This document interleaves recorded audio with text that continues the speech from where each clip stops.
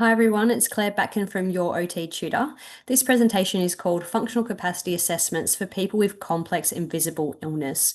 Now, I am actually presenting this on behalf of a team, so I'd like to acknowledge Julie Hughes, who's a lecturer in occupational therapy at ACU, also Rachel McPeace, who's a representative of ME Group Australia, and OT Chelsea Bartlett from MLEA, who are all involved in the project that I'm discussing today.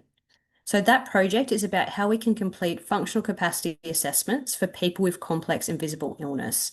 The original project was written with people with myalgic encephalomyelitis in mind, but what we're discussing today could be applicable to people experiencing a vast array of hidden complex illness, including chronic fatigue syndrome and long COVID, just to name a couple.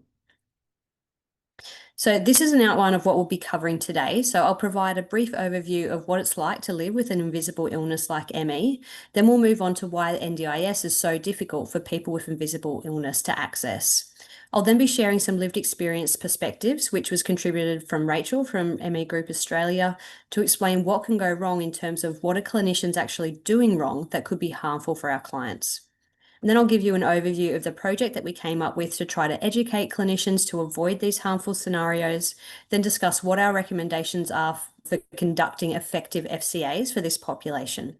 And then we'll hear from Rachel again with some suggestions for what we can be doing right, and I'll finish up with a few extra resources for you as well. Living with invisible illnesses like ME or chronic fatigue syndrome can have many impacts on a person's ability to engage in their daily activities. So this image here is from Chelsea Bartlett's paper on the experience of living with ME/CFS, and you'll be able to see the reference details at the end if you'd like to look at that in more detail. But essentially, in a nutshell, it can have many physical impacts, and it's more than just that feeling of being really tired. It can include muscle weakness, sensory sensitivities, postural orthostatic tachycardia syndrome or POTS, and post-exertional neuroimmune exhaustion, which is also known as PEM or post-exertional malaise. Cognitive symptoms can include brain fog and word finding difficulties. Psychological impacts can also occur due to the consequences of having an enduring health condition, which can result in being confined to bed or home with no effective treatment. Then this also leads to social impacts such as isolation, compassion fatigue for informal supports, and potentially a loss of those informal supports. People with these conditions have also frequently endured traumatic encounters with the health system, where clinicians have a lack of understanding, their advice could be outdated and harmful, and there's an underlying stigma that conditions like this are somehow the person's fault or all in their head. So, with this list of symptoms and impacts in mind, it's no wonder that the grueling process of undertaking any assessment for the NDIS is likely to be particularly challenging for this population. So there are actually two reasons why it's difficult for people with invisible illness to access the NDIS. So one is the nature of the NDIS itself, and the other is the nature of the assessment process.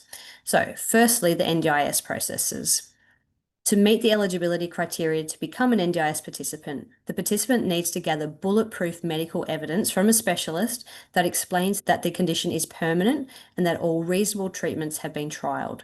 So the language itself in this description is crucial, and unfortunately not all doctors are aware of exactly what they need to write and how they need to write it to tick the right boxes. The NDIA also has an outdated understanding of complex conditions such as ME. They may insist that people should have evidence that they've tried previously recommended treatments like graded exercise therapy and CBT before accepting that the condition is permanent. The problem is that these treatments have been since proven to be harmful and not recommended, even though they once were written into recommendation guidelines. And finally, if clinicians need to capture evidence of the person's support needs to meet the eligibility criteria, this is sometimes very difficult to do when the person's condition fluctuates, but the NDIA want us to explain in black and white what the participant can do. So these things, unfortunately, we don't have much control over, but we do have control over column 2, the assessment process. So to access the NDIS with this sort of condition, people are generally requiring a full functional capacity assessment to capture the evidence that they need. This is a long, physically demanding process, with the initial information gathering session commonly taking 2 to 3 hours for most participants with any condition. Standard practices typically involve lots of interview questions, observations of functional tasks, and completion of standardized assessments. So in short, it's physically and cognitively demanding.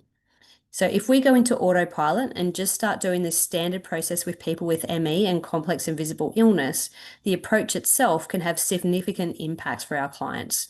So if we say, can you just show me these 3 transfers? I need to see it. Or can you just fill in these standardized assessment forms? The NDIA likes numbers. We could actually tip our clients into an overloaded, exhausted state that can literally take days for them to recover from. And then finally, there's still a lot of stigma and misunderstanding about conditions like this, even from health professionals. And this in itself can be highly traumatic for our clients. Now, what I wanted to do is to play an audio recording for you from Rachel, who shares her experiences of undergoing the assessment process itself and the trauma that clinicians can sometimes unknowingly cause. Intense pain that would last for 2 days or longer, from preparing for effective meeting by providing key details by email in advance, talking during the meeting, cognitive challenges. Cognitive impairment means slow information processing. Any related dyslexia means reading on draft with read aloud to edit into to-the-point information over and over. PTSD from past experience from health professionals. It makes me hypervigilant, defensive, heightened emotional distress, conscious challenges to be open and balanced. Disappointment, lack of knowledge about any. Quick Google search often gives misinformation and disinformation about any. My preparation email was not read. No consideration to make the meeting less physically and cognitively challenging. Clinician is new to NDIS and has no idea about NDIS guidelines and language. Communication breakdown within MDT. So, as you heard, the actions from clinicians who just don't have a good understanding of these complex conditions, and as a result, who don't modify their standard practices, are causing significant harm to clients. And it's also just not capturing the evidence that's needed for a successful NDIS application. So, what did we do? Last year, as part of an ME Awareness Day webinar event, we presented a collaborative webinar on how to complete FCAs for people with ME. We then took the key messages from this and created a written PDF guideline, which was then shared with Rachel to allow for that lived experience feedback. And then we also received some feedback from other occupational therapists, including those with lived experience of ME CFS themselves, to help refine the content. We wanted as many OTs as possible to be able to access this information, so we've made it freely available on demand, both the webinar and the PDF guideline, and I'll share with you where you can find them at the end. But what were the key recommendations for completing effective FCAs for people with invisible illness? Firstly, preparation is crucial. Clinicians need to have a thorough understanding of the condition, not just do a quick Google search. They also need to ask about their clients' preferences, such as do they prefer written or verbal communication, or do they have sensitivities to odors or lights that the OT will need to be aware of for face-to-face interactions. We should also ask if the person requires a support person to be involved in that assessment. In terms of the information gathering, we need to be targeted in the interview questions that we're asking, the observations of activities that we're asking our clients to perform, and the standardized assessments that we choose to complete. Do we really need to ask all those questions or see all of those activities, or is that just our autopilot kicking in? Can we get creative and ask the client's carer to take some videos the next time they do that activity as part of their daily routine, instead of asking them just to expend that energy again purely for the sake of demonstration? In terms of report writing, we need to be aware of the NDIS's policies and procedures and use formatting that is clear and to the point, with plain language focused on the person's impairments, potentially with some extra references in there to literature to explain to the NDIA what evidence-based practice really looks like for this population. And then finally, we need to follow up our reports. If an FCA for an NDIS application is submitted, we need to expect delays, expect rejection, but ask for that rejection to be in the form of a written response so that we can go back in with more targeted evidence to try again. So, what do people with invisible illness think clinicians can be doing to get the process right? When working with people with ME/CFS, we need to focus on building a team, not just ticking boxes. You need to start by getting to know your client, build trust and understand their individual experience, including any trauma responses. Your client is often well informed and knows their condition and support needs, so use this as a foundation for your work. Choose assessments carefully to avoid worsening symptoms and explain their purpose clearly.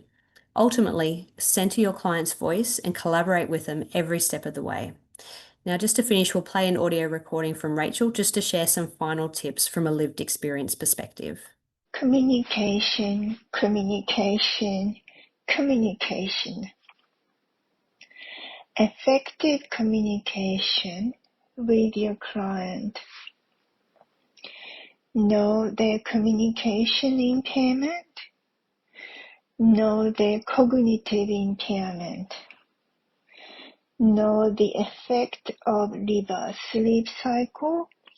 Often morning is not good for meetings. Be innovative. Use telehealth, email, video evidence instead of home visit, and so on. Build effective communication strategy within MDT and your business and services. Be human. It's silly because I cannot explain why, but I know it's very important. So just to wrap up, this is a screen grab of our PDF guide, what it actually looks like, and you can download that for free from the Your OT Tutor Learning Library. And if you'd like to view the original webinar recording, it's already had over 1,000 views. You can find this on the ME Group Australia YouTube channel. So I'll share some QR codes with you very soon. If you did have any questions for myself about the FCA process, anything specific to ME or conditions like this, you can contact Julie. Rachel from ME Group Australia is also happy to be contacted via her website. Here's some references. So that first one contains the image that I showed on an earlier slide from Chelsea Bartlett, and the Matoya article is actually really good in terms of some recommendations that you should definitely be aware of if you're working with this population. Here's where you can actually find the resources that I've mentioned. So the first one is for the recording via the YouTube channel. The second one will take you to the Your OT Tutor Learning Library where you can download a copy of that PDF guide. Thanks very much for watching. I hope you found it helpful. Hopefully it's made you have a think about how we can better work with this population to deliver good NDIS outcomes. Thank you.